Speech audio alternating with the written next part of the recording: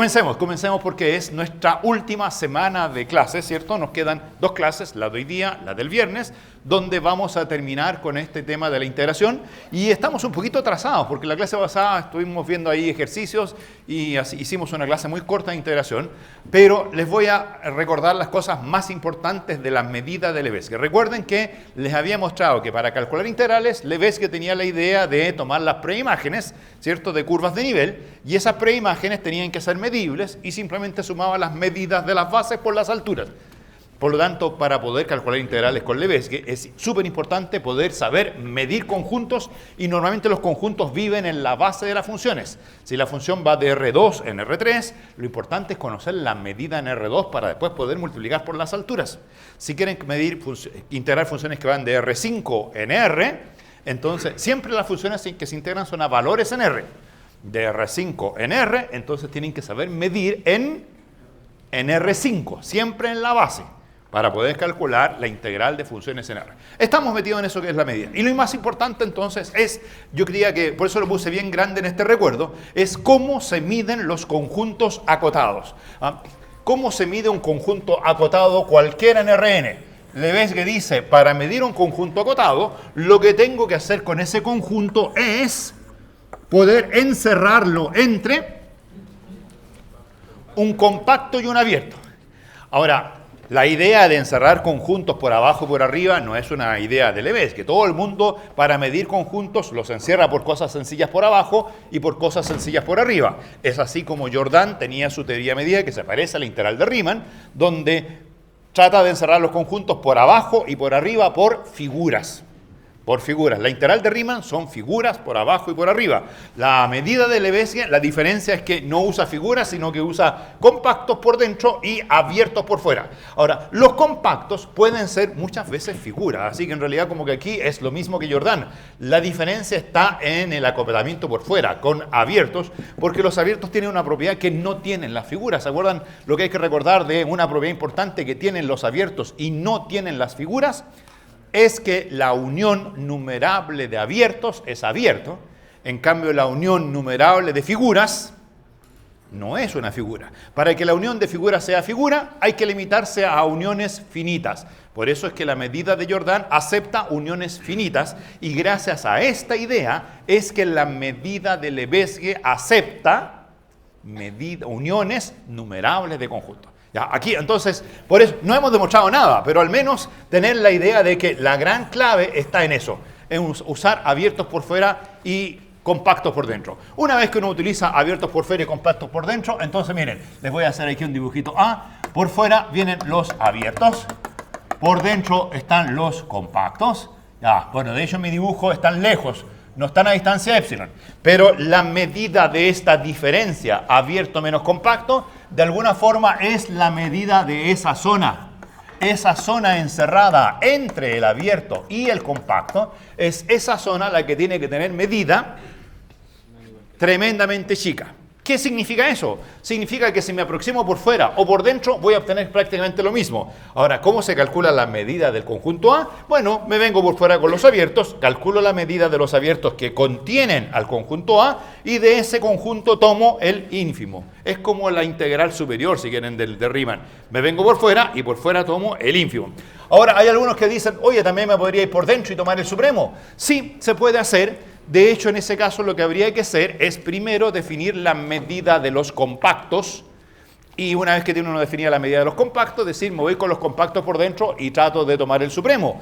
Pero como la diferencia entre el abierto que va por fuera y el compacto que va por dentro se puede hacer tan chica como uno quiera, rápidamente uno se puede convencer de que si uno viene por fuera o va por dentro, tomando ínfimo por fuera o supremos por dentro, se va a obtener el mismo número, y por esa razón en esta teoría que hemos dado rápida de integración no nos hemos metido con los compactos, nos hemos metido solamente con los abiertos, que los abiertos tenían medida dada por figuras.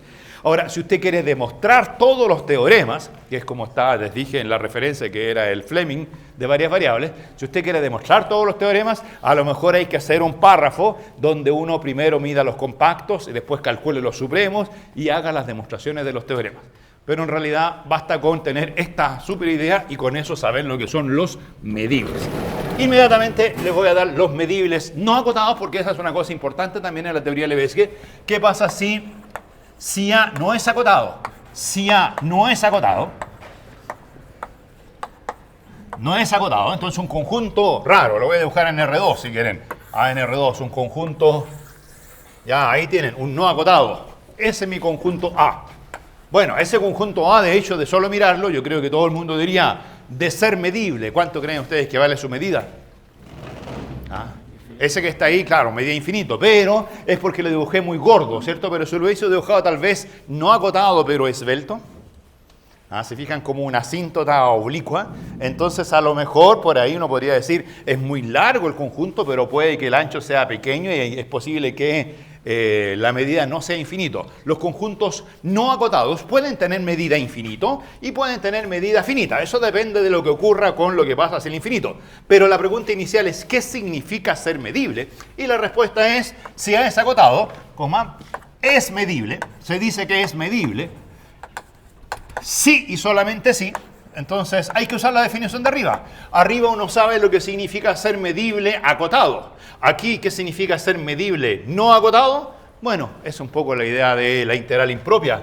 Si su conjunto no es acotado, lo que hay que hacer es primero cortarlo. Primero cortarlo en todas las direcciones. En la dirección X, en la dirección Y, en la dirección Z, en todas las direcciones que tenga su espacio. Si están trabajando en R2, acotarlo según X y acotarlo según Y. Y trabajar con este conjunto acotado primero.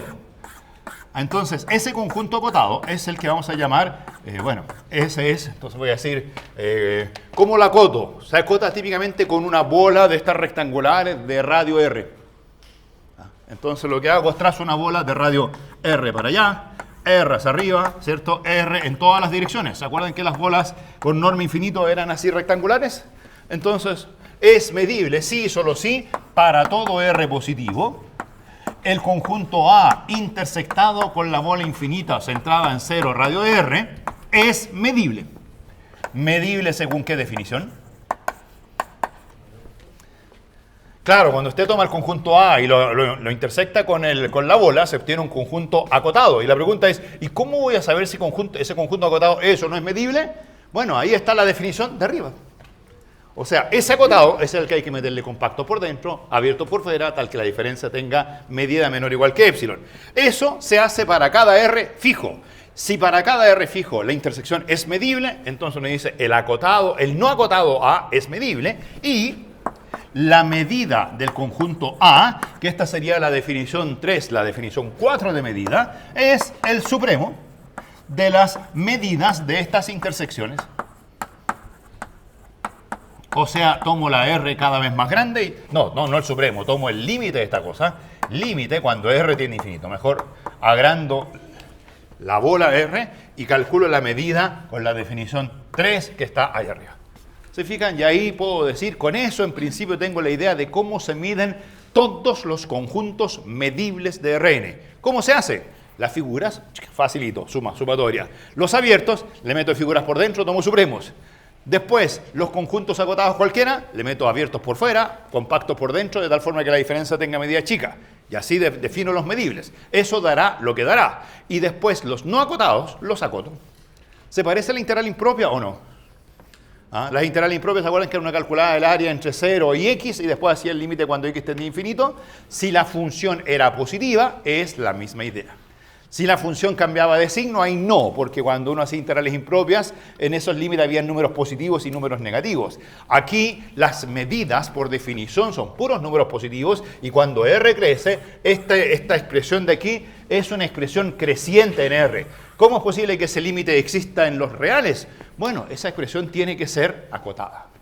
Y si esa expresión no es acotada, dicho límite, igual que como antes, vamos a decir que vale infinito. Hay conjuntos que tienen medida igual a infinito. ¿Les parece? ¿Duda? ¿Mano? Sí, cuéntame. La definición de la vida. ¿Sí? El mu que aparece como acotado por epsilon es mu sub 2. Ah, claro, ahí no le puse el índice, ¿cierto? Claro, teníamos muchos mu, teníamos ¿cuáles eran todos los mu? El mu sub 0 era para los rectángulos, ¿se los aprendieron? El mu sub 1 era para las figuras, el mu sub 2 era para los abiertos, este de aquí es el abierto, ¿se fijan? No puedo definir la medida de conjuntos sin definir. Esta medida está definida, la mu sub 2. Y de hecho la mu sub 3 es para los medibles acotados. Y uso las medidas de los abiertos en esa definición. Y en esta de acá, el mu sub 4 es para los conjuntos, no acotados. Uso la medida de los conjuntos acotados. Ahora, creo que es fácil entender que la mu 3 y la mu 4 son la misma. Si uno le aplica la definición de abajo 4 a los conjuntos acotados, uno puede decir, en un conjunto acotado puedo hacer esto también. Es decir, si mi conjunto es acotado, nadie me impide cortarlo con una bola de radio R y calcular esa medida. Y ver qué pasa cuando R es grande. Y resulta que cuando R es grande, en algún instante, ¿qué va a pasar con esta intersección si A fuese acotado? ¿Ah? En algún instante, cuando el R sea suficientemente grande, esta intersección va a ser simplemente el conjunto A. Y por lo tanto, en este límite voy a tener el límite de las medidas mu 3 de A. Y ese límite va a ser la mu 3 de A. Por lo tanto, este mu 4 de A, uno puede decir, es una extensión de la mu 3, que es la misma cuando A es acotado, y solamente me agrega cosas cuando el conjunto A es no acotado. Ya, la mu 2, ¿en qué se parece a la mu 2 a la mu 1? En nada. ¿En qué se parece la mu 3 a la mu 2? Ah, ese es un ejercicio bien simpático. Ese no lo puede hacer como ejercicio complicado. ¿Qué pasa si tomo un abierto y le trato de calcular la medida mu 3 al abierto? Primera cosa, ¿será que los abiertos son medibles con la definición 3? ¿Será que para los abiertos existe un abierto por fuera y un compacto por dentro, tal que la medida de la diferencia es menor o igual que epsilon? Ah, lo que es fácil es encontrar un abierto por fuera. Si me dan un abierto, ¿qué abierto por fuera tienen? El mismo. Lo que hay que hacer es buscar un compacto por dentro, pero como para los abiertos, la medida de los abiertos es el supremo de las medidas de las figuras, lo que no es difícil demostrar es que esas figuras son compactas, van por dentro, y la medida del abierto menos la de la figura es menor o igual que epsilon. Así que se puede probar que para los abiertos son medibles con esta definición rara, y la medida 3 de los abiertos coincide con la medida 2 del mismo abierto, porque, eso creo que es fácil, porque cualquier abierto que esté que sea más grande que el abierto que están considerando, va a tener medida más grande. Y obviamente hay uno que es el que realiza el ínfimo. ¿Cuál es el que realiza el ínfimo? El propio abierto.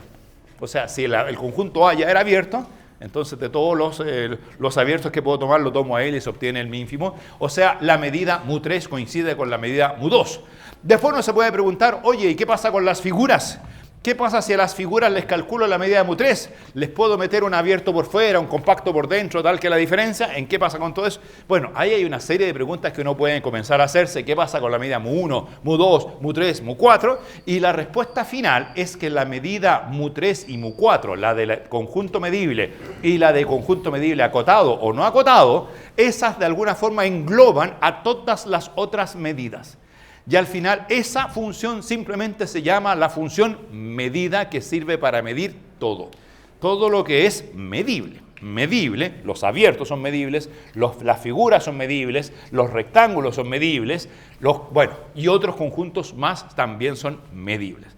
¿De acuerdo? Entonces ahí uno puede empezar a demostrar muchos teoremas, muchas propiedades, y yo creo que al final conviene hacer el siguiente resumen, y el siguiente resumen es lo que yo llamo el superteorema final.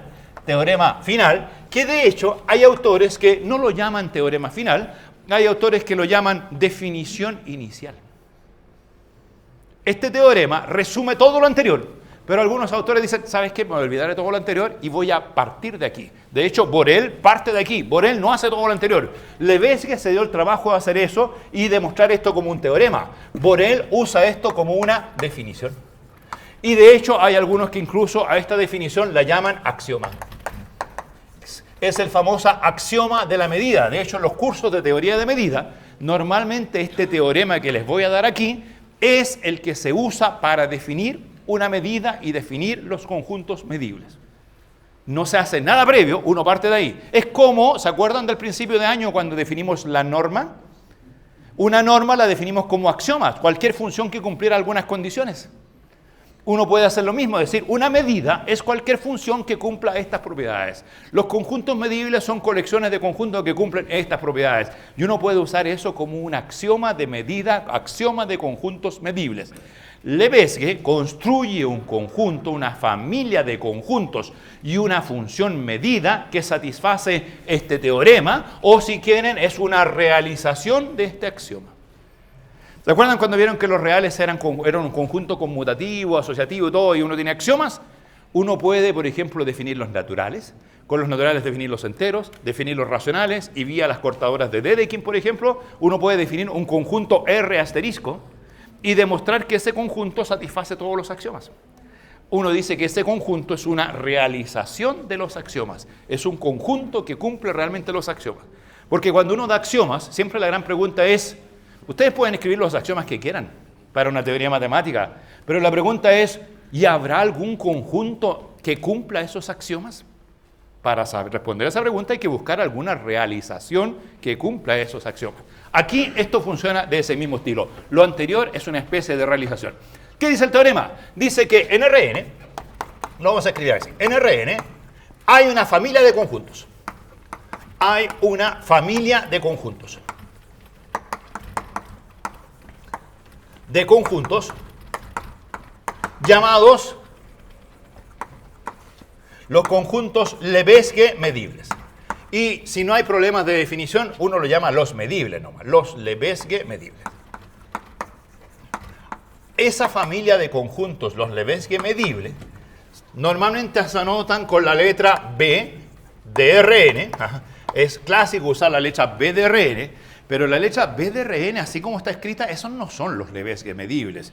La letra B de Rn, esos en realidad son los borelianos, los medibles según la medida de Borel, que no es la misma de Lebesgue. Pero la notación siempre utilizan eso, y para diferenciar a Borel de Lebesgue, a la notación de Borel le ponen una rayita arriba. Los conjuntos Lebesgue medibles son los Borel medibles, rayita. Son los que ya hemos definido anteriormente. Entonces, en el resumen serían los siguientes. Hay una familia de conjuntos llamada los Lebesgue medibles, que se anotan así, y una función mu, que ya no la voy a llamar ni mu sub 1, ni mu sub 2, ni mu sub 3, ni mu sub 4, sino que una función mu que resume todas las anteriores, que es una función cuyo dominio son los Lebesgue medibles, que por razones históricas se anotan como Borel barra, a valores en R unión el símbolo más infinito. ¿Cierto? Existe una familia de conjuntos, los medibles, y una medida, una función mu llamada la medida de esos conjuntos, que satisfacen las siguientes propiedades. Que satisfacen las siguientes propiedades. Miren, hay propiedades para los conjuntos y propiedades para la medida. Primera propiedad, la voy a llamar la propiedad B1. Si tengo una, la voy a poner así, si tengo una colección de conjuntos medibles, si A sub n son medibles con n natural, es una colección de conjuntos medibles, son medibles. Ya, entonces dígame al tiro la superpropiedad que andaba buscando detrás de todo esto. Si son todos medibles, entonces, conclusión, la unión numerable de ellos es medible. Entonces la unión de todos es medible. El conjunto unión de los A sub n con n natural, ese conjunto es medible. Medible. Todo está hecho para llegar a esa propiedad. Todo está hecho para llegar a esa propiedad. Segunda propiedad, también esa se ve un poquito más rara, no es tan fácil de probar, pero jugando con esto, cuando uno piensa en los no acotados hay que intersectarlos con las bolas, y cuando uno intersecta con una bola, queda ese conjunto que achuré ahí, ¿se fijan? ¿Lo ven? ¿Ven el conjunto que quedó al intersectar? Bueno, cuando usted intersecta con una bola, la gente se hace la siguiente pregunta: ¿y qué pasa con lo que queda fuera de la bola? ¿Qué pasa con lo que queda fuera de la bola? Pero encerrado, o sea, no fuera de la bola, fuera del conjunto A, dentro de esa bola de radio R. Entonces lo que se puede probar es que si el conjunto de intersección de allá adentro es medible, el conjunto de afuera también.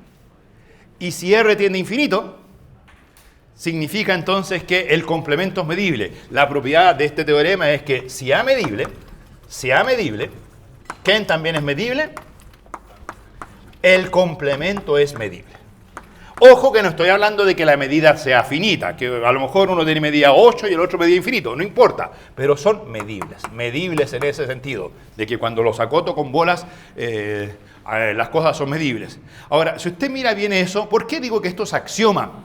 Porque Borel lo que hace, dice, no me interesa todo eso. Borel lo que hacía era lo siguiente, decía, me gustaría formar una familia de conjuntos, así a secas, una familia de conjuntos tales que cuando yo una conjuntos de esa familia en forma enumerable, el resultado esté en la familia.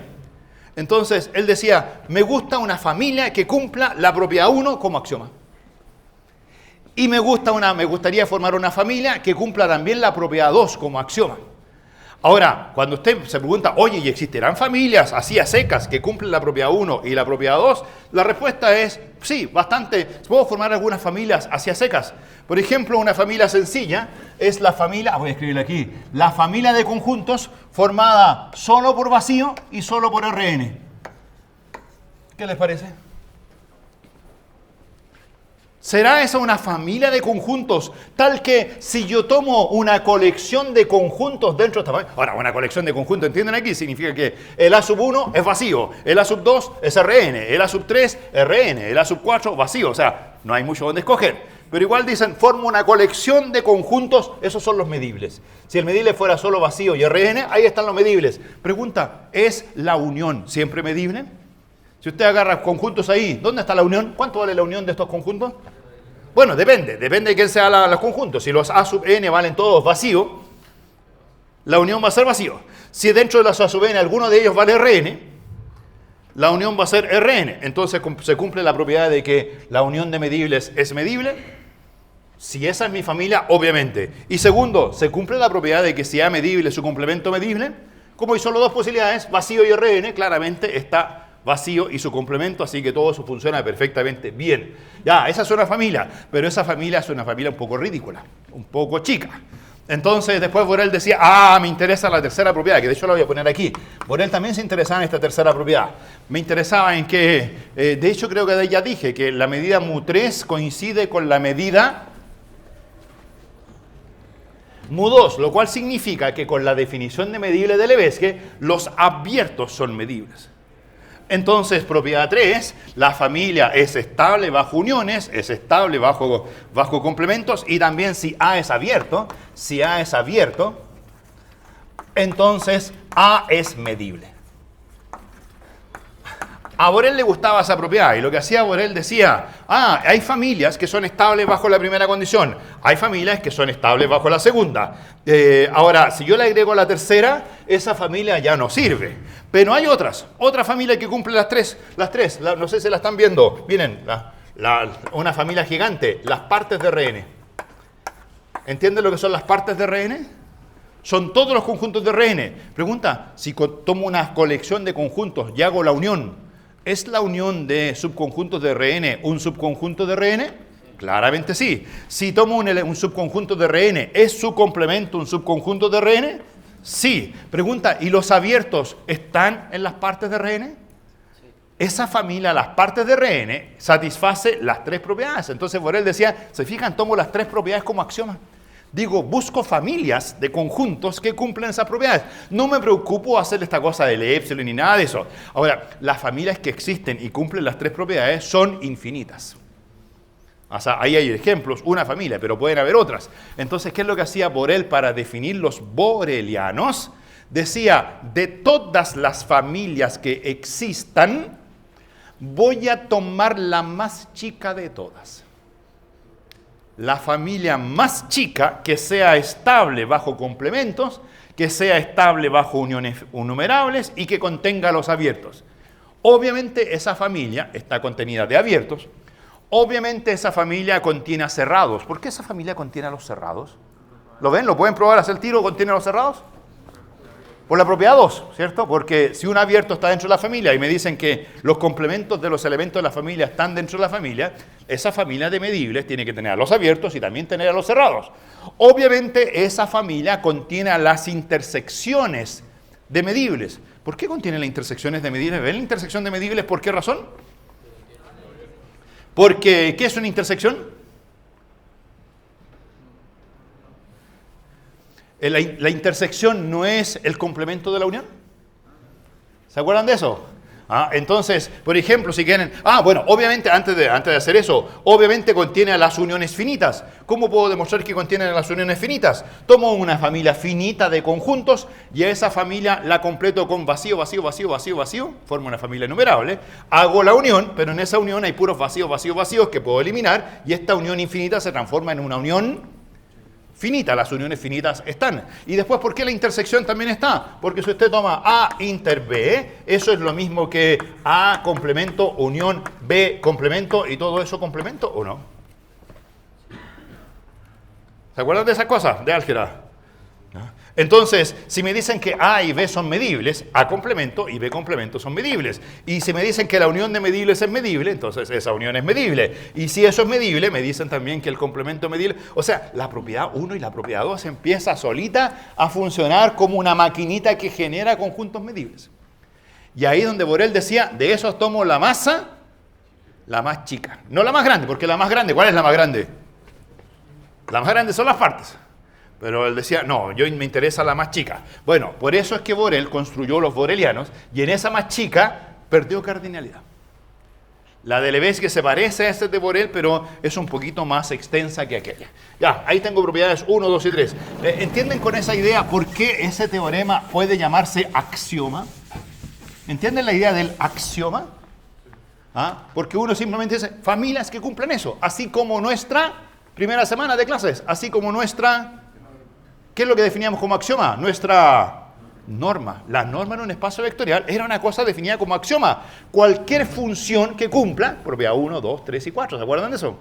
Entonces aquí es cualquier familia que cumpla B1, B2, B3, ya, y B4. Ahora, ¿cuál es la B4? No sé si Borel tenía la B4, pero al menos le ves que tiene la B4, que es la siguiente, miren.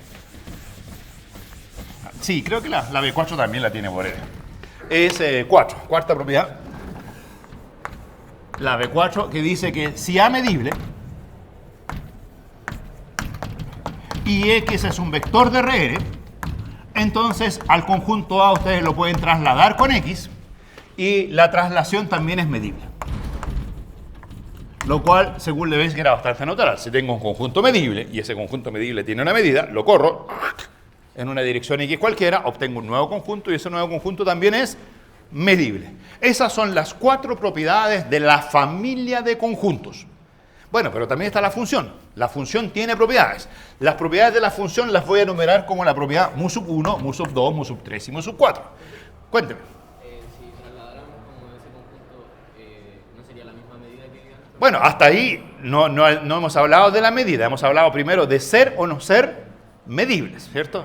O sea, si tomo un conjunto que es medible, que acepta mu, el A más X también acepta mu. Ahora lo que tú dices lo voy a poner como las propiedades de la medida.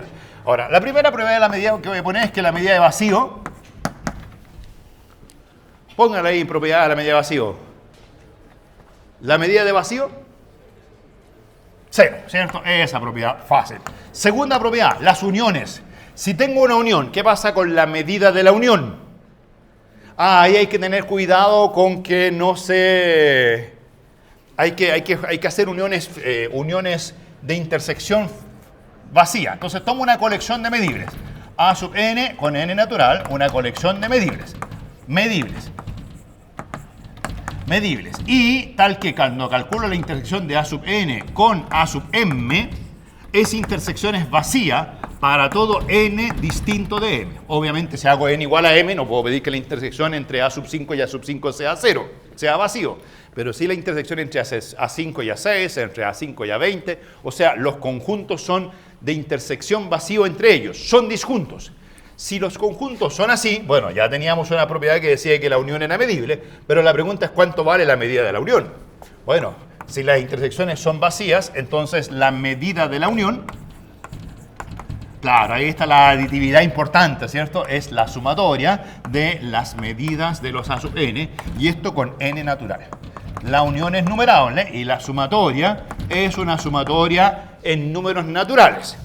Entiéndase que eso significa que esa sumatoria es una... ¿Serie? Es una serie. ¿Se acuerdan? Las sumas son solo cosas de números finitos.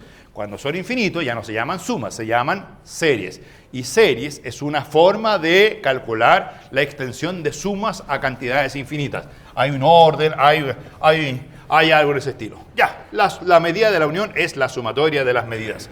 Propiedad mu3, la que decías tú. La medida del conjunto A más X vale... La medida de A más X vale la medida de A. O sea, de alguna forma la medida es invariante frente a traslaciones. Se agarra un conjunto, lo traslado, la medida del trasladado es el mismo. Y después, bueno, hasta ahí Borel funciona. Y ahora Lebesgue, la que sigue son Lebesgue. ¿Qué pasa si calculo si A es un rectángulo? ¿Qué pasa con mi medida mu si calculo la medida de un rectángulo? Bueno, si es un rectángulo, la medida del rectángulo... Bueno, primero el rectángulo es medible, ya, eso no lo voy a escribir, los rectángulos son medibles, pero más importante que eso, la medida de un rectángulo coincide con la mu sub 0 del rectángulo, que era, ¿se acuerda el producto de los lados? O sea, esa mu sub 0, una vez que uno ya tiene la medida de todos los conjuntos, la mu sub 0 y la mu son... la misma cosa. Ahora, del mismo modo, pueden seguir extendiendo. ¿Qué pasa si A es una figura? Las figuras son medibles. ¿Y cuánto vale la medida de la figura? La vieja medida de las figuras, que era la mu sub... ¿Cuánto es la figura en las viejas definiciones? La mu sub 1 de la figura. Ahora, alguien podría decir, trabajemos con la pura mu. Por supuesto, vamos a trabajar con la pura mu. Pero ¿de qué nos sirve la mu 0, la mu 1, la mu 2 y la mu 3? Para ver casos particulares. ¿Cómo se calcula la medida de un círculo? ¿Cómo se calcula la medida de cosas? Entonces, a lo mejor ahí uso mis rectángulos, ahí uso los que van por fuera, los que van por dentro y puedo calcular cosas. Pero al final, lo importante es esta medida mu. ¿Qué más pueden decir? Si A es un abierto. Si A es un abierto, ¿qué van a decir si es un abierto? ¿Cuánto vale la medida de un abierto?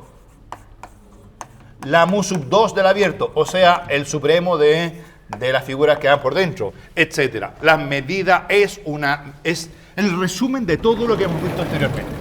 Y una última propiedad que puede ser útil para la integración, que es la propiedad que no tenía Borel. Una última propiedad.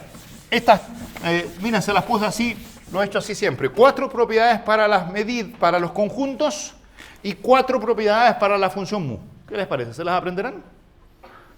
Los conjuntos son estables, uniones, complementos, puedo trasladarlos y obviamente contiene los abiertos. La medida mu del vacío vale 0, importante, ¿cierto? La unión, las traslaciones y los conjuntos sencillos. Eso es la propiedad 4, cómo se calculan las medidas de conjuntos sencillos.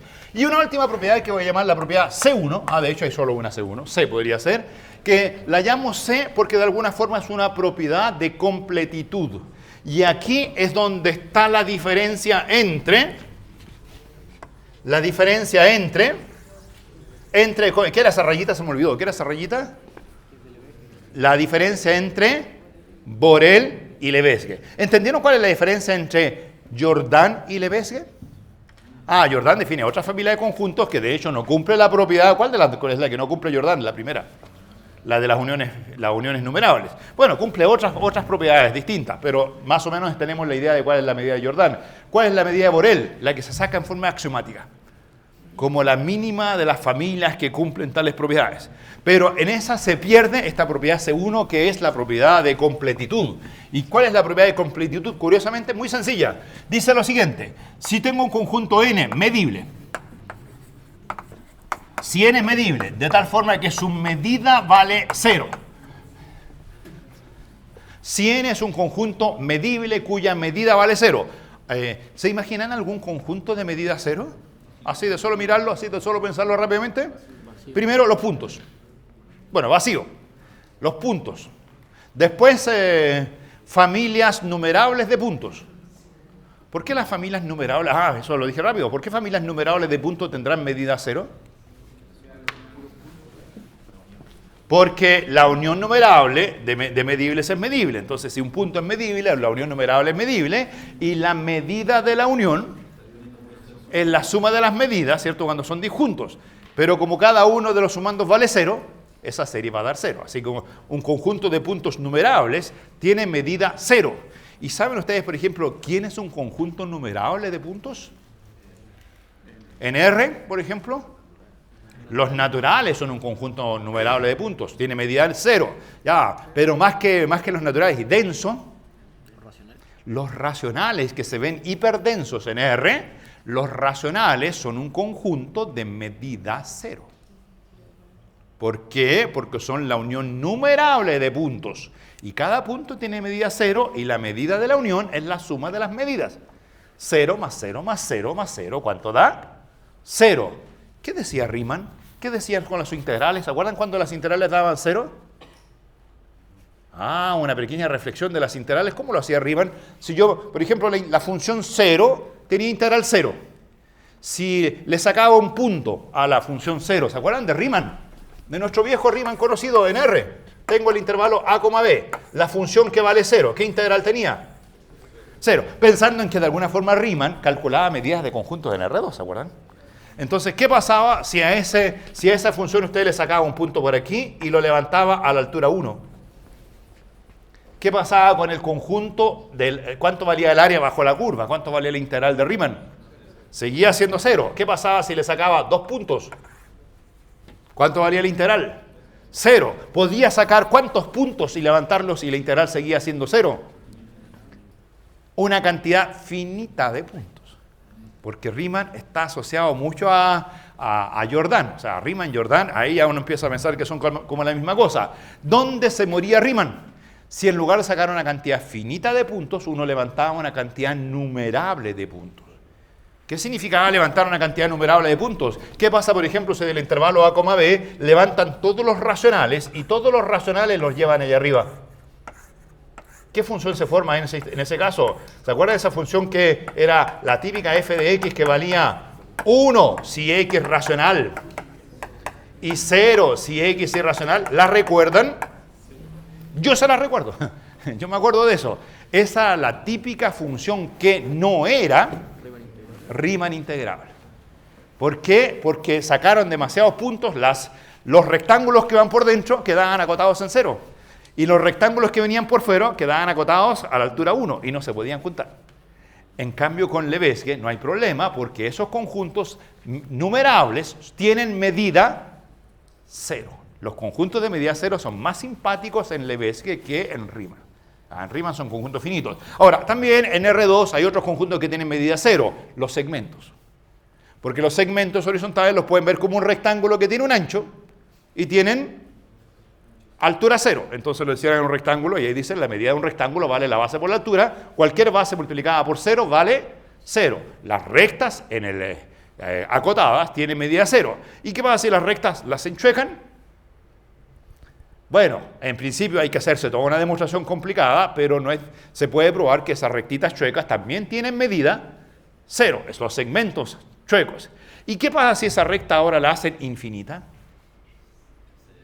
Ah, entonces ahí la pregunta, ¿y cómo calculo las medidas de conjuntos infinitos? Váyanse a la definición de infinitos. ¿Qué es lo que hay que hacer con los no agotados? Primera cosa, había que cortarlos por una bola. ¿Qué pasa? Hago un dibujo para que tengan más claro aquí. Tengo un conjunto como ese y tengo una recta infinita. ¿Cómo se mide esa recta infinita? R2. Ups, sí. Ya fue demasiado violenta la recta. Supongo que eso se mete ahí. Ya, ahí funcionó. Entonces, primero, cortaba con una bola de radio R. Y cuando corto con una bola de radio R, lo importante era calcular esa intersección. ¿Y cuánto vale la medida de esa intersección?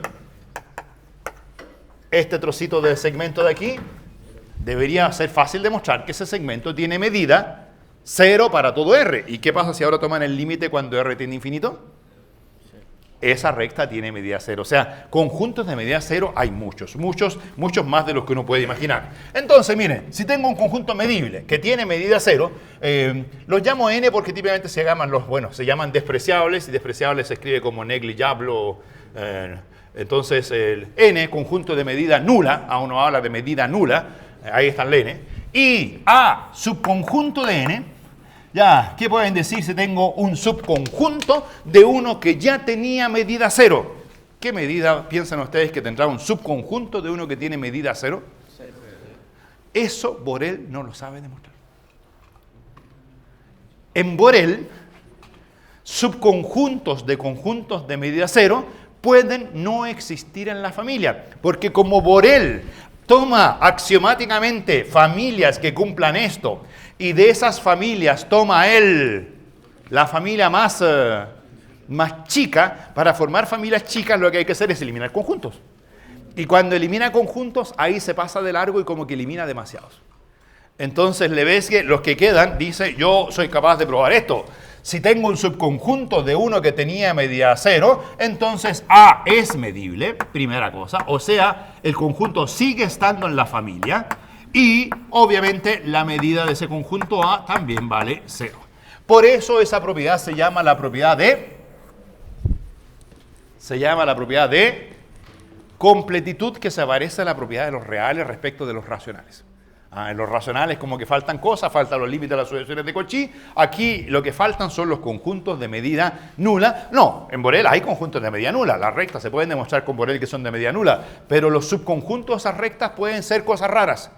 Por ejemplo, si usted toma subconjuntos formados por extremos raros, no sé, pueden formar conjuntos raros. Le ves que todos los subconjuntos de conjuntos de medida 0 tienen medida 0. Ya, ese es el resumen de todo lo que hay que saber de medida. Con ese resumen de medida se pueden hacer ejercicios partiendo de 0. Miren, les voy a demostrar 3 ejercicios clásicos que hay que saberse. Ejercicio número 1. Primero, si A subconjunto de B, medibles. Si tengo dos conjuntos, A subconjunto de B, medibles, entonces se puede probar fácilmente que la medida de A es, ayúdenme, menor o igual que la medida de B. Ya, hagámoslo al tiro. Demostración. Ahora, para estos ejercicios no uso nada más que este teorema. O sea, ese teorema obviamente no lo vamos a demostrar, pero lo uso, se fijan, para hacer ejercicios, uso ese teorema como si fuese un axioma. ¿Se fijan? Digan, o sea, eso a partir de ahora es verdad. Y usando ese teorema demuestro cosas nuevas. Por ejemplo, demuestro esta propiedad que es bien sencilla. Entonces, ¿qué parte del axioma usó? Bueno, cuando dice cómo se calculan las medidas de uniones disjuntas. Entonces, miren, basta con hacer lo siguiente. El conjunto medible B se puede escribir como una unión disjunta. ¿Cómo se dice? Si A subconjunto de B, supongo que esto lo podemos hacer, ¿cierto? Si A subconjunto de B, el conjunto B claramente se puede escribir como A unión disjunto. ¿Se imaginan? Ese es el conjunto B y este es el conjunto A. Ya, entonces yo digo, el conjunto B se escribe como A unión disjunta con B menos A. ¿Lo ven aquí así llorando? El B es eso, así, llorando, solo pintando como niños. Hicieron kindergarten, ¿cierto? Cuando pintaban con rojo esa parte. Ya, ¿con quién tienen que pintar azul ahora? ¿Qué es lo que van a pintar en azul? Eso, ¿qué es eso? Ahora acá en matemáticas. Esa es la diferencia de conjuntos B menos A, ¿cierto? Que es B inter A complemento. B menos A. Así.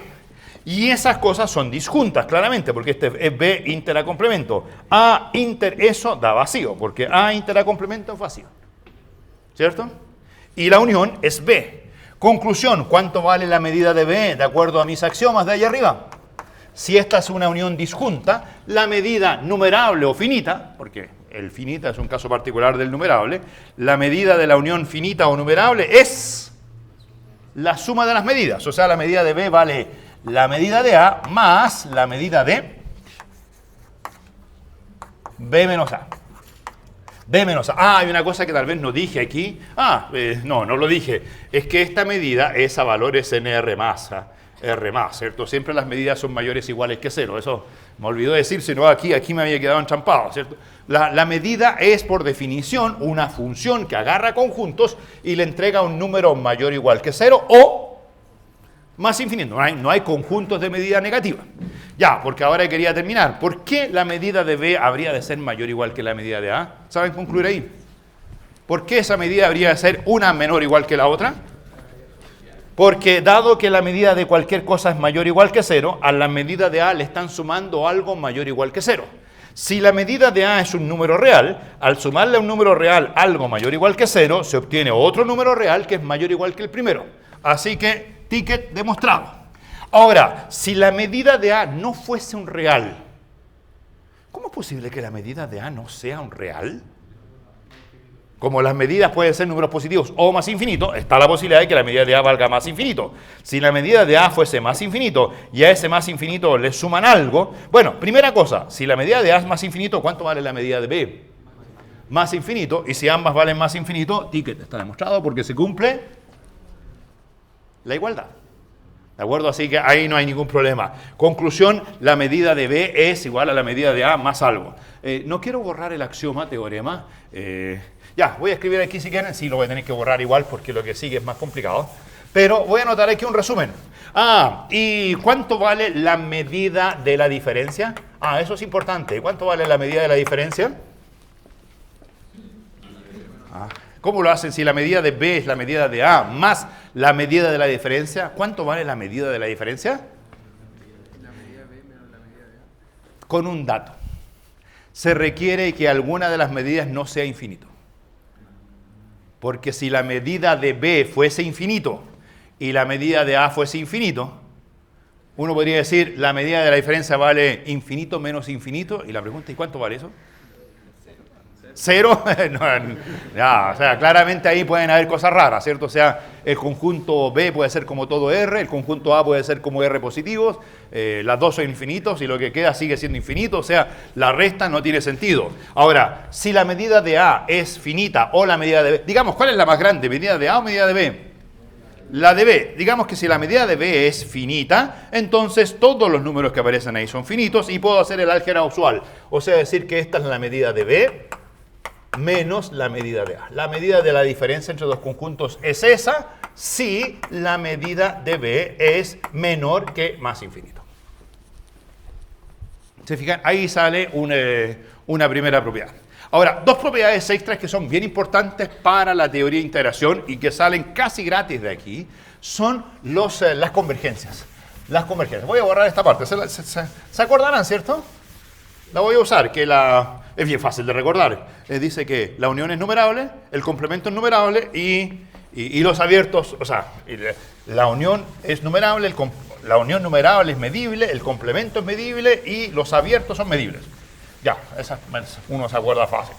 Porque para hacer convergencias, una diferencia que hay también entre la integral de Riemann y la integral de Lebesgue, que se ve a nivel de medidas como diferencia entre la medida de Jordan y la medida de Lebesgue, es que Riemann no es muy apropiado para calcular límites de integrales de sucesiones de funciones. Si usted tiene una sucesión de función y quiere calcular el límite de la integral, Riemann puede que el límite de la sucesión de funciones puede no ser Riemann integrable. Pero con Lebesgue sí, y para eso hay dos grandes teoremas que salen aquí en forma casi directa, que es, miren, esta propiedad 2. Las voy a ver de la forma siguiente. Como aquí estamos hablando de pura medida, no hay integrales todavía, pero digamos que tengo un conjunto A sub 1 medible. Ese conjunto A sub 1 es subconjunto de otro conjunto A sub 2 también medible. Ese subconjunto de A sub 3 medible y aquí la cosa se extiende hasta ¿dónde? A sub n, que es subconjunto de A sub n más 1, etc. O sea, es una colección infinita, numerable de medibles, pero con una propiedad. ¿Cómo dirían esa propiedad en palabras? Ven, el conjunto, ¿qué le pasa al conjunto a 1 cuando pasan a la 2? ¿Qué le pasa a la 3? ¿Qué le pasa? Es una familia numerable de conjuntos creciente, ¿cierto? Que van aumentando en tamaño. Bueno, si eso es así, obviamente la unión es medible. Pero ¿cuánto vale la unión? ¿Ven? ¿Se imaginan cuánto vale la unión si la familia es creciente? Casi, ¿cierto? Puede ser un poquito más grande que el más grande. El problema es que no hay un más grande porque la sucesión es infinita, ¿cierto? Por ejemplo, lo típico cuando uno tomaba los conjuntos, ¿se acuerdan de esas cosas? Los intervalos, el intervalo 1 partido por n, 100 menos 1 partido por n. ¿Los ven esos? Que parten en 0, terminan en 100, pero no parte en 0, parte un poquito después de 0. No termina en 100, termina un poquito antes de 100. Y la distancia es 1 partido por n. ¿Qué pasa cuando n crece? El extremo inferior se empieza a acercar a 0. ¿Qué pasa con el extremo superior? Se empieza a acercar a 100. ¿Cuánto vale la unión? ¿Cuánto vale la unión de todos esos? 0,100, pero 0,100 abierto o cerrado. 0,100 abierto o cerrado. Abierto. ¿Por qué no es el cerrado? Porque el 0 no pertenece a la unión. ¿Qué significa que algo pertenezca a una unión? Que pertenece a alguno. El 0 no está en ninguno de estos intervalos, porque todos estos intervalos se excluyen al 0. El 0 no está en la unión. ¿Quiénes sí están en la unión? Los que son un poquito más grandes que 0. Épsilon. ¿Por qué? Porque existe un instante a partir del cual el 1 partido por n es más chico que épsilon, y por lo tanto el épsilon entra en ese intervalo. ¿Por qué el 100 no? Por la misma razón. Entonces, cuidado que cuando uno hace uniones infinitas, se puede equivocar. ¿En qué se puede equivocar? En que uno puede decir que la unión infinita es el más grande. ¿Y cuál es el más grande? ¿Uno de esos cuando n es gigante? No. La unión es un poquito más grande que el más grande. No hay el más grande. No existe el máximo, si ustedes quieren, como sucesión de números. Existe el ínfimo y el supremo. Entonces, bueno, la unión es algo, pero es un conjunto que va creciendo y su unión es medible. Entonces, la propiedad dice que la medida de la unión de estos conjuntos A sub n, ¿cómo se calculará la medida de la unión? Pero ¿entienden qué pasa con la unión? ¿A quién se empieza a parecer cada vez más? ¿Quién se parece cada vez más a la unión?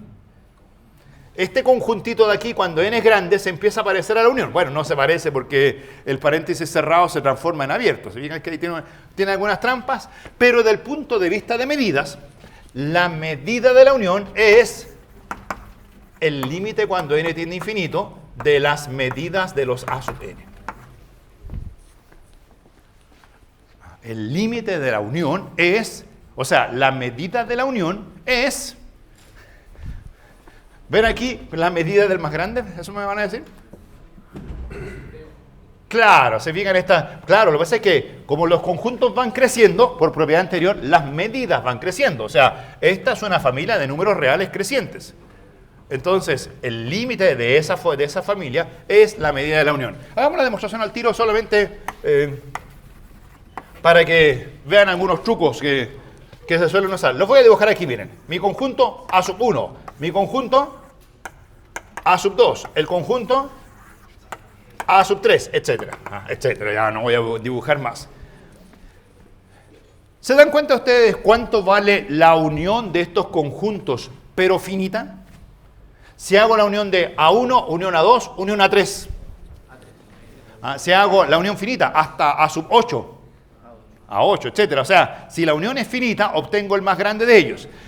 Pero yo quiero calcular la medida de la unión no finita. Entonces, para eso tengo que usar el axioma mu sub 2, que me dice cómo se calcula la medida de una unión infinita. Pero para calcular la medida de una unión infinita, digo, la medida de la unión es la sumatoria de las medidas, siempre y cuando los conjuntos involucrados sean disjuntos. Y aquí no son disjuntos. El A sub 1 está contenido en A2, el A2 está contenido en A3, el contenido en A4, etc.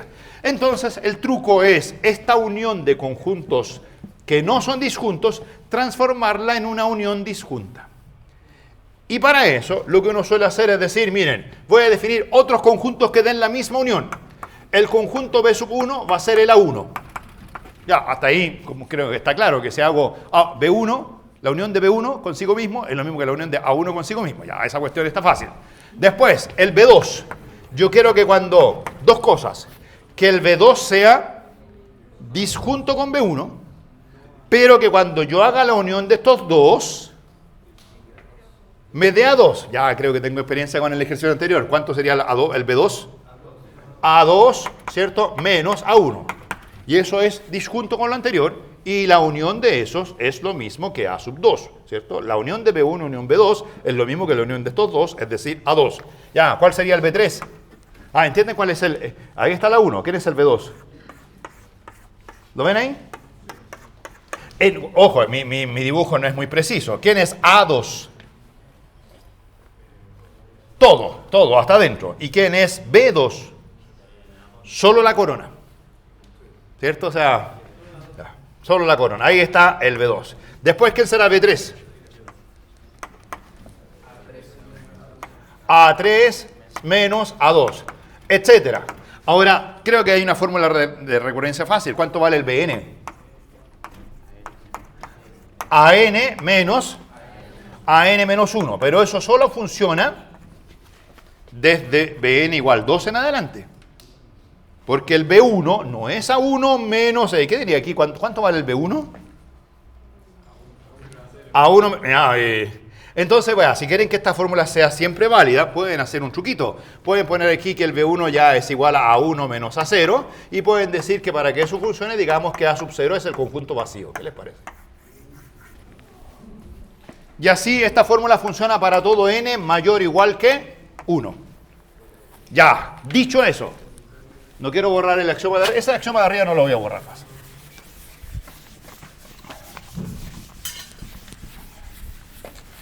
¿Qué les parece entretenido esto o no?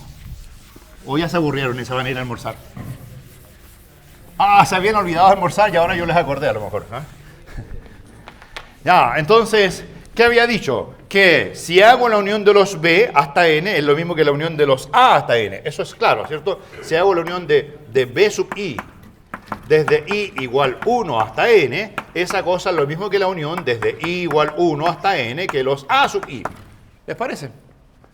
Porque esta unión da exactamente a n. Y a n es la unión de todos ellos, hasta el nivel n. Y como esto es válido para todo n, entonces claramente ¿cuánto vale la unión infinita? La unión de todos los a sub n con n natural. Esa cosa es exactamente lo mismo que la unión de los b sub n. ¿Pero qué hemos ganado? Que los b sub n son disjuntos. Entonces ahora la pregunta es, ya, calcúlense la medida de la unión de los a sub n. Obviamente esa medida voy a decir que es la medida de la unión de los b sub n. Y una vez que es la unión de la medida de los b sub n, ahí tengo una fórmula. ¿Qué significa la unión de la medida de los b sub n? La serie, ¿cierto? Sumatoria con n natural de las medidas de los b sub n. ¿Y cuánto valen los b sub n? Ya, entonces escribamos esa serie en forma un poquito más seria. ¿Qué era una serie?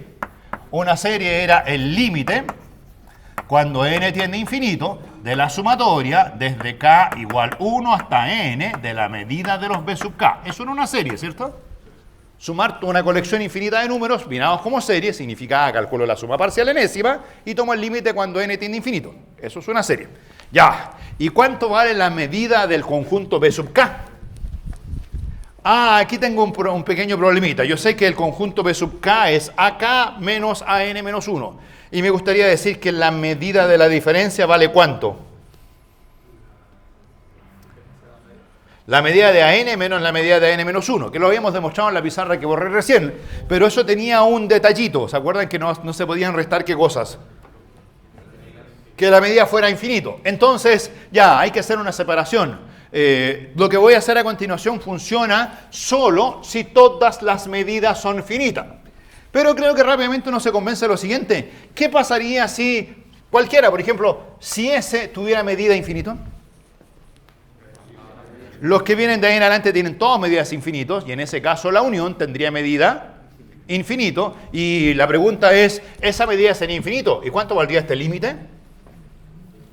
Si a partir de un cierto instante esta medida vale infinito siempre, significa que es el límite de la sucesión constante igual a infinito para todo n. Y el límite de la sucesión constante para todo n infinito vale infinito. Así que esto quedaría infinito, eso es infinito. ¿Y qué pasa con la igualdad? Se cumpliría. O sea, si en algún instante algún conjunto de estos tiene medida infinito, entonces en ese caso la igualdad es cierta. Lo que voy a hacer a continuación es voy a suponer que ningún conjunto tiene medida infinito y así la medida del b sub k vale... La medida del b sub k vale, ayúdenme. ¿Cuánto vale la medida de la sub k? Desde k igual 1 hasta n. La medida del b sub k vale la medida de la sub k, lo están viendo, ¿cierto? Menos, díctame. la medida del A sub k menos 1. Donde esas dos medidas son números reales. Supongamos que son todos números reales. En ningún instante hay un infinito que se mete en el camino.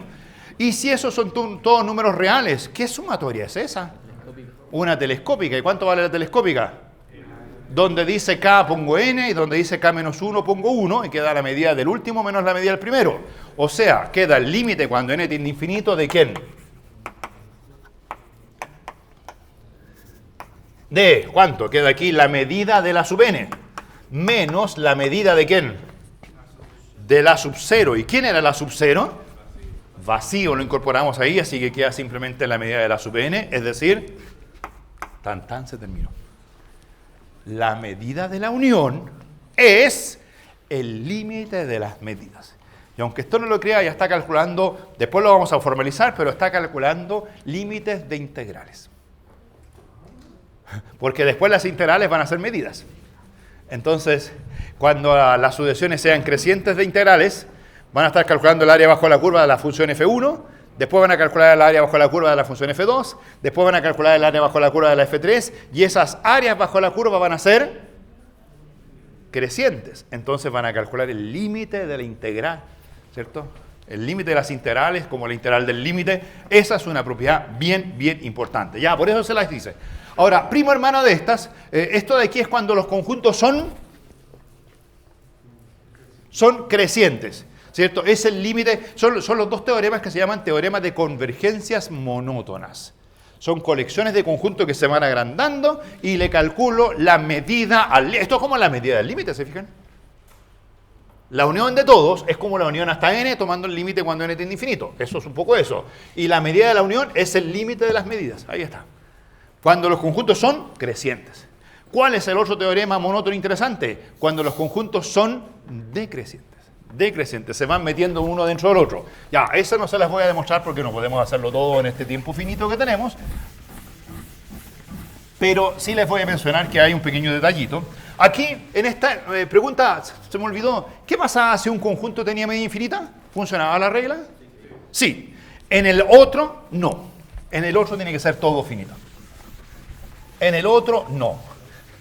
O sea, si aquí los conjuntos se agrandan a infinito, no hay problema. Pero si los conjuntos se achican,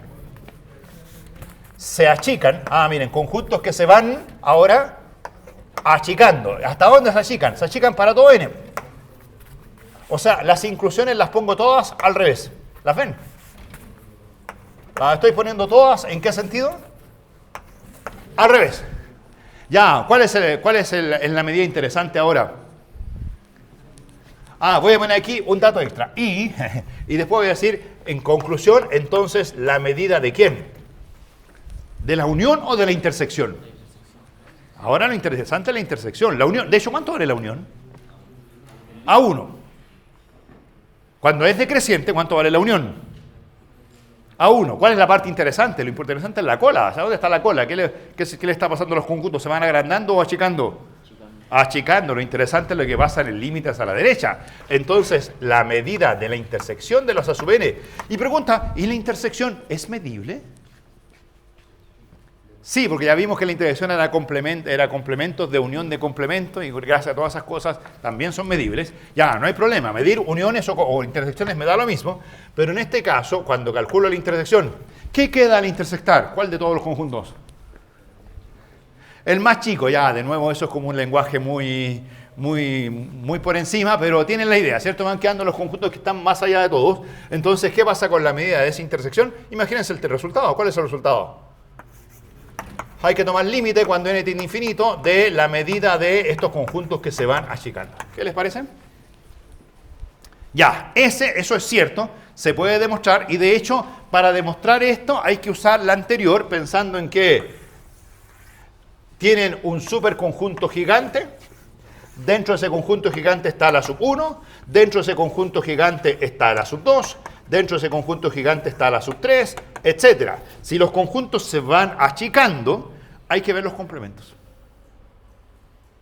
Hay que ver los complementos. Lo que queda fuera de A1, lo que queda fuera de A2, lo que queda fuera de A3, fuera de A4. Si los conjuntos se van achicando, ¿qué pasa lo que queda fuera de A1, fuera de A2, fuera de A3? Esas cosas van creciendo y la aplican el teorema anterior. ¿Ya? Entonces, pero hay una trampa que uno no la ve a priori hasta que se la cuentan. Es necesario en todo esto que la medida del conjunto más grande no sea infinito. Porque si la medida del conjunto más grande fuese infinito, queda la posibilidad de que todos sean más infinitos, y hay contraejemplos donde esa fórmula falla. Les voy a poner al tiro el contraejemplo más clásico, de conjuntos que se van achicando. Estos conjuntos, los conjuntos n en R, los conjuntos n infinitos, S. ¿Los ven? ¿Cuáles son esos? ¿Cuál es el A sub 1? El intervalo que parte en 1 hasta infinito. ¿Cuál es el A sub 2? El que parte en 2 hasta infinito. ¿Está el A sub 2 metido dentro del A sub 1? ¿Y el A sub 3 está metido dentro del A sub 2? ¿Y el A sub 4 y el A sub 5? Como se va corriendo el extremo hacia la derecha, los conjuntos se van achicando. Sin embargo, ¿cuánto vale la intersección? ¿Cuánto vale la intersección de estos conjuntos A sub n con n natural? ¿Quién vive la intersección? El 8000. No. ¿Por qué el 8000 no vive en la intersección? Porque a partir de n igual a 8001 queda fuera.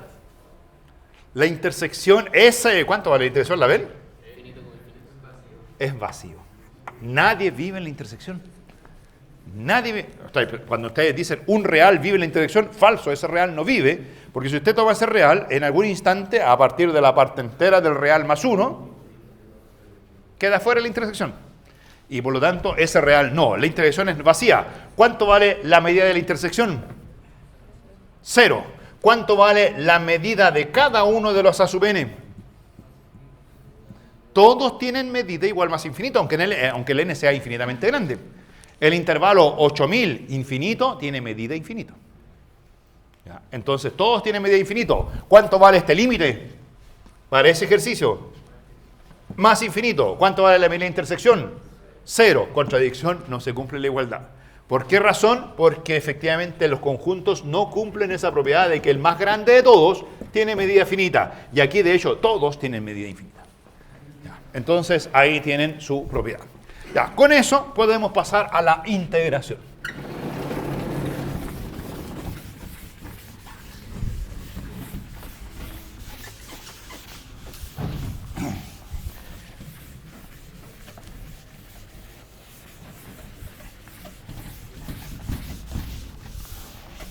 ¿Cuánto nos queda para la integración? 1 hora 50. 20 minutos ahora, más 1 hora y media el viernes. Ya, integración en 1 hora 50. Entonces, ya sabemos medida. Ya sabemos medida. Ya sabemos medida. Esa es la gran idea. Entonces, lo primero. Ahora, no les voy a repetir lo que les dije en la primera clase. ¿Se acuerdan que en la primera clase les había dicho que la gran idea de Lebesgue era dejar el dominio abajo, poner el conjunto imagen, o sea, el codominio en vertical, y aplicar particiones en el conjunto imagen? Y cuando uno hacía ese calculito, había que calcularse las medidas de las preimágenes. Entonces, la pregunta era si las preimágenes eran o no eran medibles para poder hacer todo ese cálculo. Eso es lo que viene en la integración.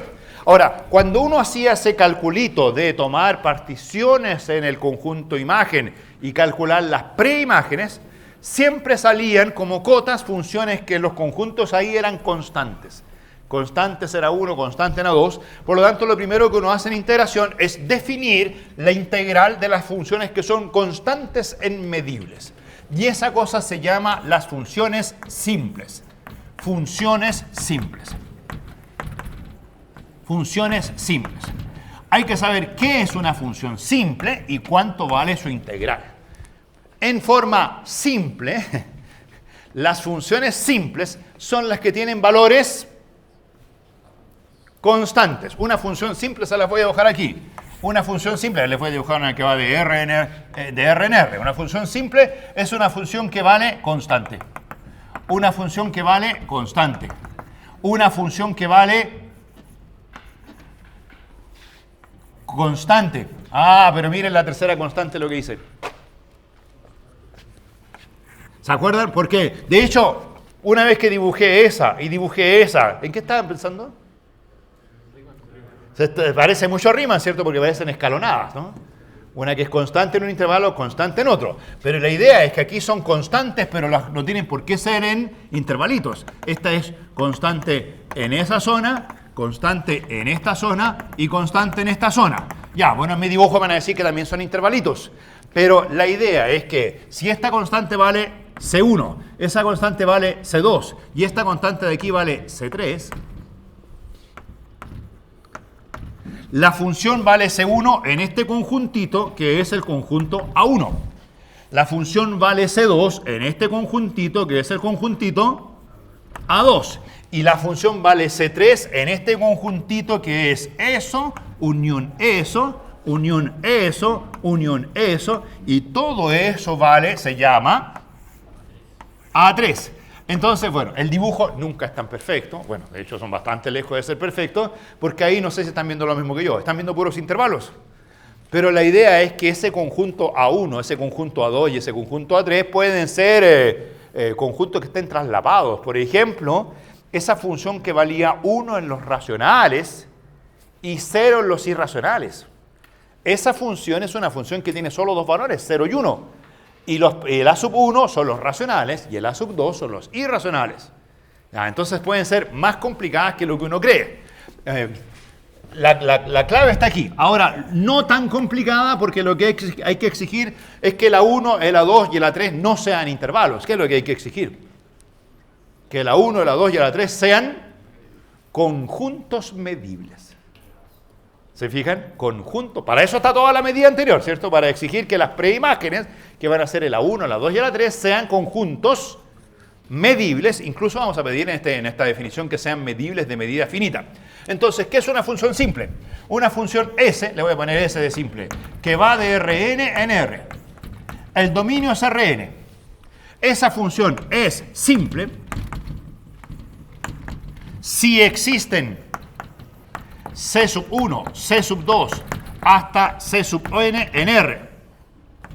Números reales, C1, C2, C3, C4 hasta Cn. Coma, existen conjuntos A1, A2, AN, subconjuntos de Rn. Los AN son medibles. Medibles. Con medida de A sub I distinta menor que infinito. Pregunta. Ah, no es la misma que no, el n es, le agrego un quesito más, m, son a sub 1, a sub 2 hasta a sub m, porque estamos en Rn, sí, me había olvidado de que la dimensión se llama n, ya, entonces nada que ver, ¿cierto? O sea, ahí en el ejercicio en R2 la función simple tiene 3 valores. Aquí una función simple es una que alcanza C1, C2, C3, m valores, donde A1, A2, A3 hasta AM son medibles, con intersecciones vacías. O sea, los conjuntos A sub I son disjuntos para todo I distinto de J. Entonces, existen constantes, existen conjuntos. ¿Y de qué sirve todo eso? Bueno, resulta que la función simple, en una fórmula, ¿cuál es la fórmula de la función simple? Hay constantes, hay conjuntos. ¿Y qué? ¿Entienden cuál es la relación? ¿De acuerdo al dibujito entre las constantes y los conjuntos? En que se ahora me preguntan, ¿y cuánto vale la función S en un punto X cualquiera? Bueno, S en un punto X de Rn cualquiera vale, depende. Vale C1. ¿Cuándo vale C1? Cuando X vive en el conjunto A1. Vale C2. ¿Cuándo? Si X vive en el conjunto A2, etcétera. Vale Cm. ¿Cuándo vale Cm? Si X vive en el conjunto AM. Y si no estoy ni en A1, ni en A2, ni en A3, ni en A4, ni en AM, en el resto, la función simple vale 0.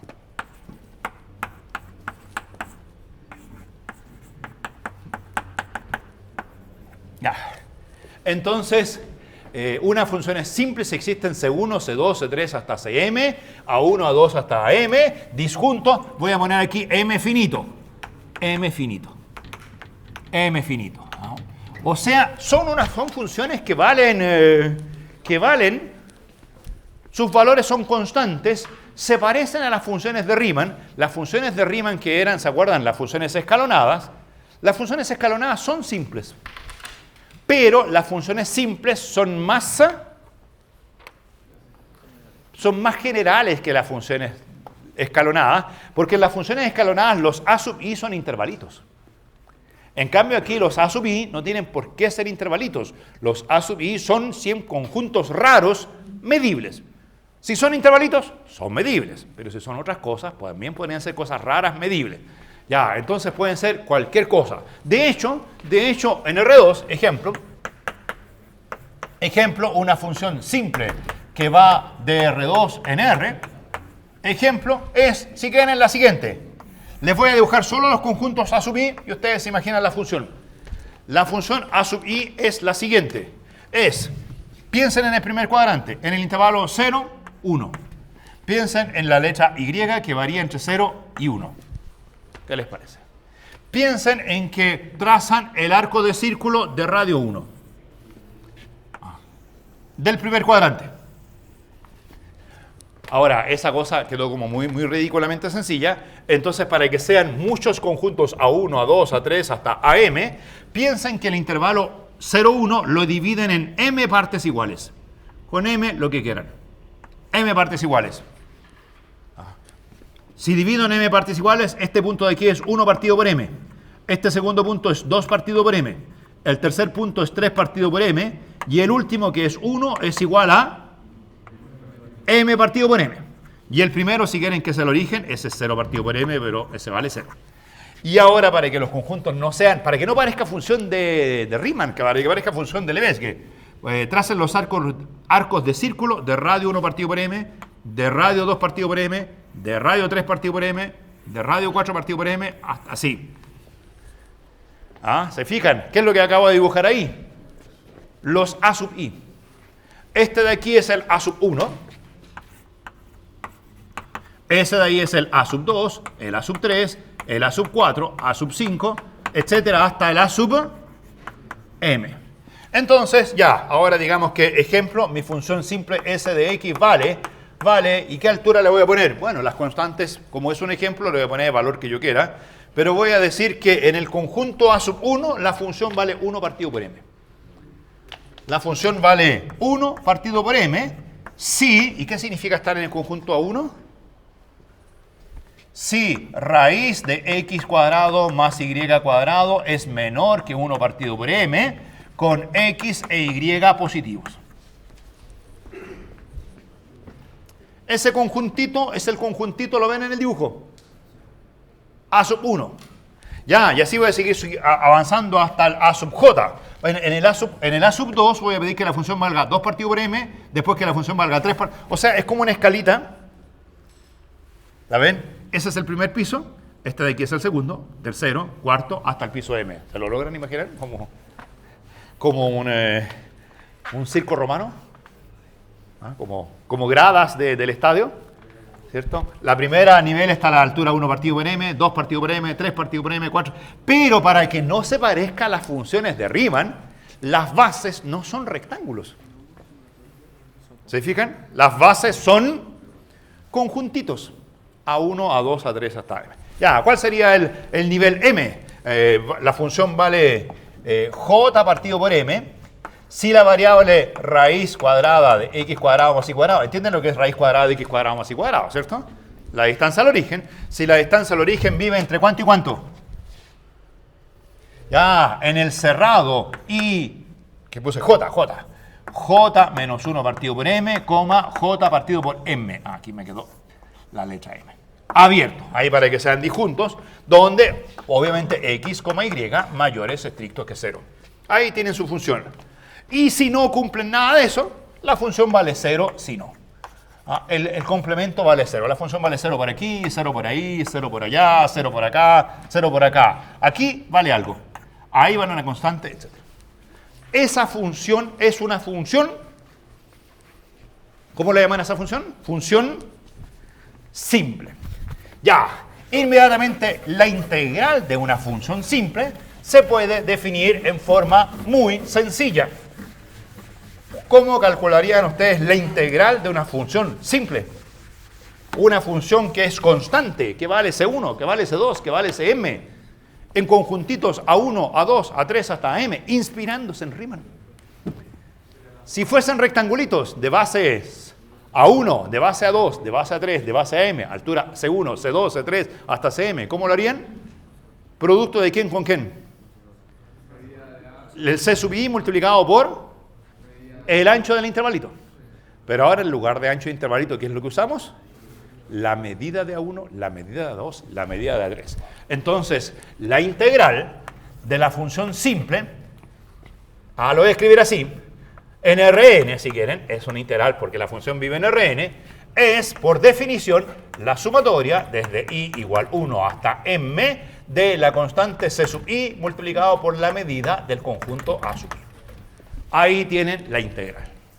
Las funciones simples tienen integral sencilla. Se parecen a las escalonadas de Riemann, pero son un poquito más generales y se adaptan mejor a geometrías raras.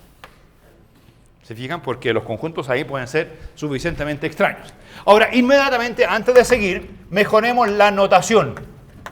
La notación de la integral. ¿Se acuerdan de la notación de Leibniz para integral en primer año? ¿Cómo anotaban la integral en primer año para Leibniz? La integral, ¿cómo se anotaba? Era la integral entre a y b, ¿de cuánto? De f de x, ¿y qué más le ponían? De x.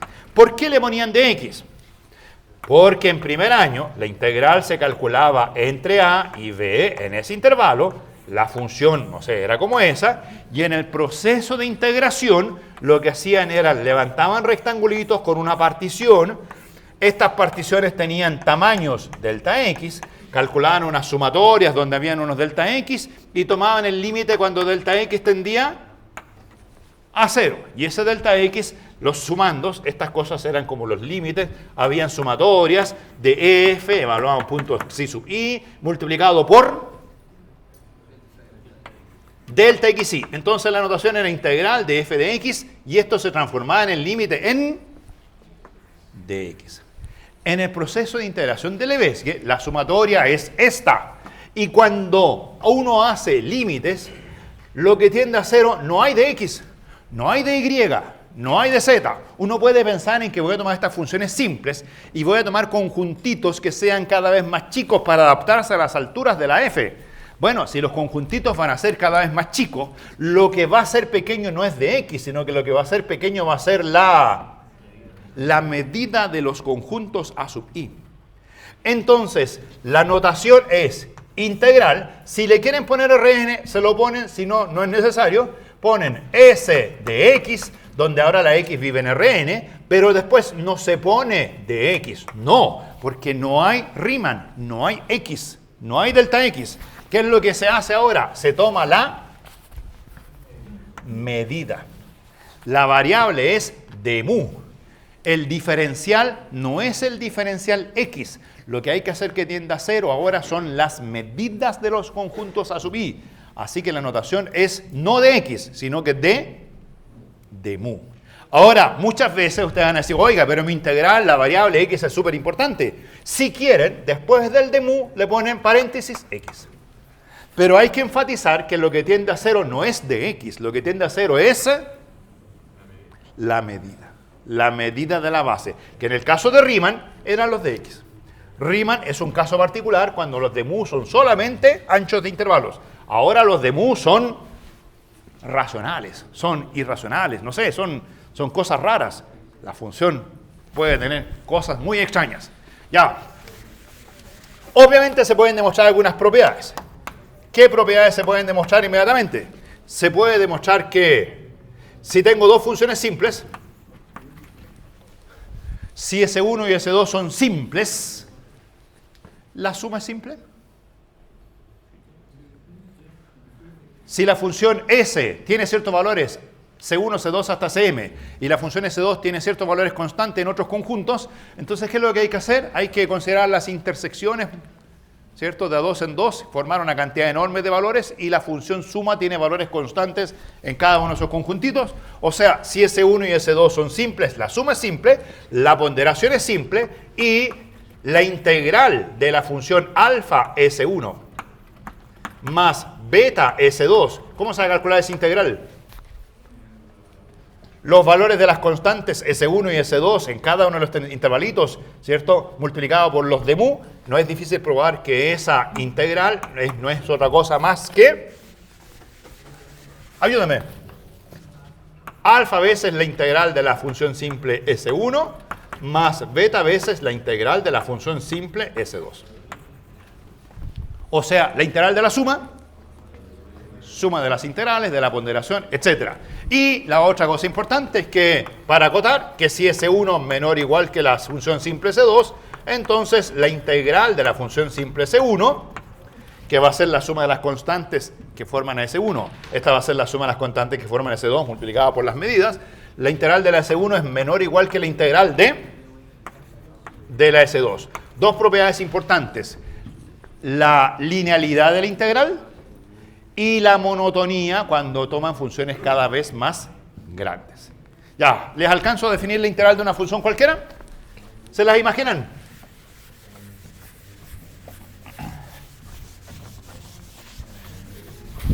Pueden definirla solos, ya, con lo que tienen experiencia de Riemann. ¿Cómo van a definir la integral de una función cualquiera?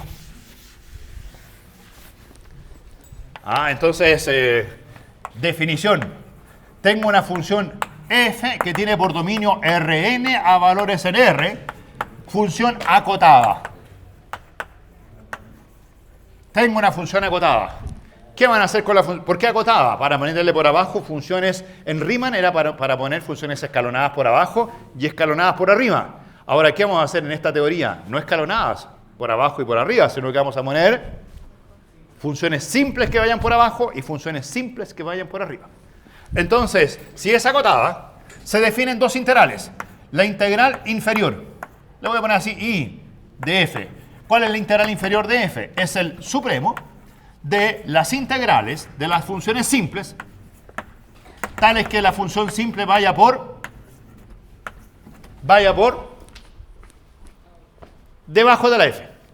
Y la integral superior de la función f va a ser el, ayúdame, esto se lo saben, así que es cosa que me lo pueden ir redactando ustedes mismos. Porque es la misma idea de Riemann, pero en lugar de usar funciones escalonadas, hay que usar funciones simples. Entonces, si uno usa funciones simples, me voy por arriba, tomo simples que van por arriba y de esas calculo la integral y tomo el ínfimo. Cuando vengo por arriba, vengo con el ínfimo. ¿Ínfimo de qué? De las integrales de las funciones simples con la medida de Lebesgue, tal que la función simple vaya por arriba de la función f.